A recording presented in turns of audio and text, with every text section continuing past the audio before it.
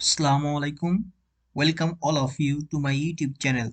Dear friends, today I'll show you how to delete unnecessary apps from your computer.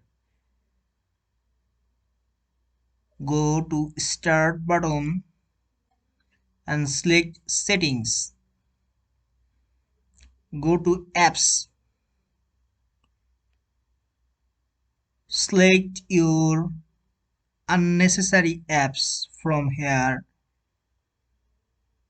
Just click it. Uninstall. Uninstall. Yes.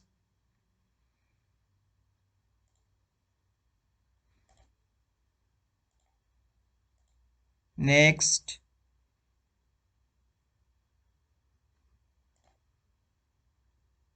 Finish.